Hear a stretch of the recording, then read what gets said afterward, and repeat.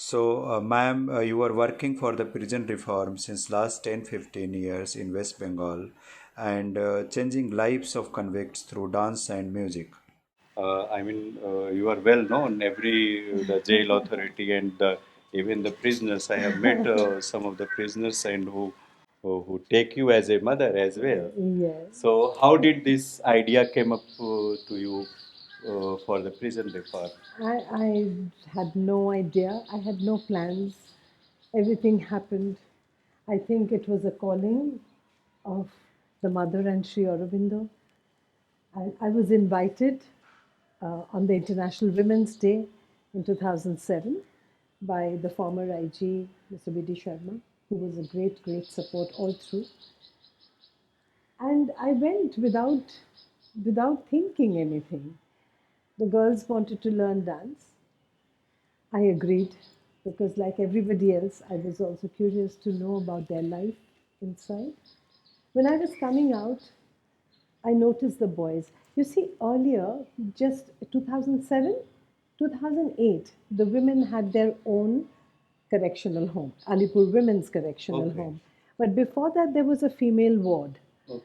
in Presidency Jail. That's how I went to Presidency. If I had gone the very next year, I would not have gone to Presidency Jail. Okay. And that is why later, I didn't realize then, but later I thought that maybe it was mother's wish. It was her plan. It wasn't mine that I went there. And when I went into Sri Aurobindo's cell in Presidency, something in me, I don't know what it is, but I knew I was going to do something that was his teaching or mother's wish. I didn't know what it was. I wanted to teach the boys. Mr. Sharma was a little surprised. He said, "Won't you feel scared?" See, when I saw the boys, I felt any one of them could have been my child. The women were all dressed up that day because it was their special day. So I didn't feel anything different. But when I saw the boys, I just felt so bad for their mothers. No child is born a criminal or an offender. What makes a person do what they have done? Who are we to judge? We have not been in that situation, right? Mr. Sharma asked. Okay. I wanted to teach the boys. When I saw them, I felt it was a strange feeling. And I felt sorry for their mothers, for the sisters, for their daughters or sons. And I asked Mr. Sharma, can I also teach the boys? He was surprised because people are usually scared of them. He said, won't you feel scared? Because people feel scared. I said, why should I be scared? They're all my son's age. So he said, yes, okay. That's how it began. You know, the boys were reluctant. The girls were very excited. Okay. But the boys were very reluctant because they thought, what is this woman going to teach us? Something effeminate, you know, and they're machos there, right? Um, so the first day I went, they were actually pushed into it. And I knew that they would feel that way. So I said, look, you are going to do martial dance, which is like karate. Okay. Kung fu. So they could relate to that. All right. Okay. So they So that was started. the incident Yes. that you were started. Yes. Uh, Yes. And then gradually, from those 15 boys and 10 girls, more and more boys started coming in. When I started with folk dances of India, and then I had a team of 60 dancers, My God. 10 And they were girls. all Kadi. Yes, yes, Oh, yes. I don't do with others when I do with them. okay.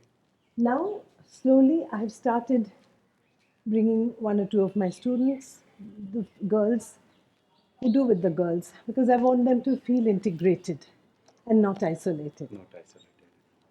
So, slowly, I'm putting in one or two, but not too many, because it is their show.